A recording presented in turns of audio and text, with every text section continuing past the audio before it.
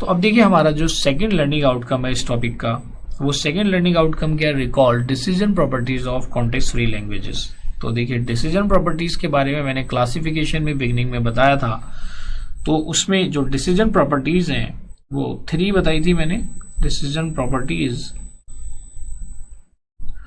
Of context free languages.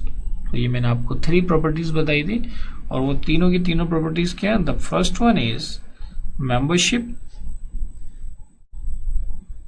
अगर हम finiteness की या मेंबरशिप की बात करते हैं, तो मेंबरशिप कहता है कि कोई पर्टिकुलर स्ट्रिंग उस लैंग्वेज को बिलोंग करती है तो वो उसकी मेंबर कहलाएगी। अगर एक स्ट्रिंग है वो किसी लैंग्वेज को बिलोंग करती है, if a string belongs to a language, तो that string is called member of L, otherwise not. Clear.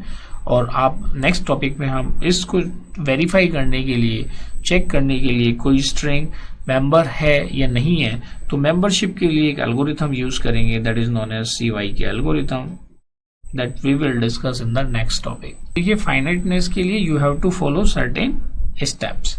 अब वो स्टेप्स क्या क्या होंगे फाइनाइटनेस के लिए? फर्स्ट स्टेप है let, so let L is context free language, then there is some pumping lemma constant n for L, that is L context free language. Second,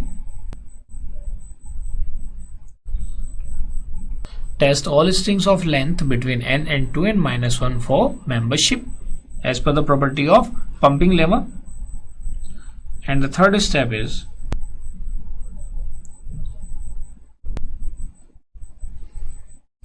if there is such a string, it can be pumped and language is infinite. And the last step is if there is no such string, then n minus 1 is an upper limit of length of a string, so the language is finite. Clear है?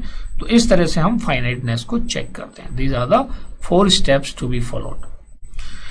Similarly अगर आप देखेंगे emptiness, तो जो emptiness property है, emptiness property देखो क्या कहती है, एम्प्टीनेस प्रॉपर्टी कहती है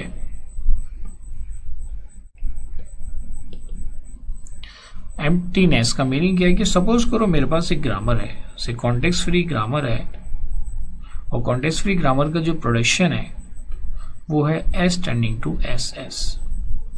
अब मुझे अगर ये फाइंड आउट करना हो the language generated bye grammar जी, तो देखिए आप देखेंगे इस ग्रामर से जो S टेंडिंग टू SS है, इससे कोई भी टर्मिनल प्रोड्यूस नहीं हो रहा। तो हम क्या कह सकते हैं, क्योंकि कोई टर्मिनल प्रोड्यूस नहीं हो रहा है, so we can say that the language generated by this grammar is equal to 5, that is empty. This property is called emptiness property of context free languages. Clear है? तो अगर हम देखें इस टॉपिक से जो लर्निंग आउटकम थे ये हमने अचीव कर लिए हैं। So now let us have a knowledge check.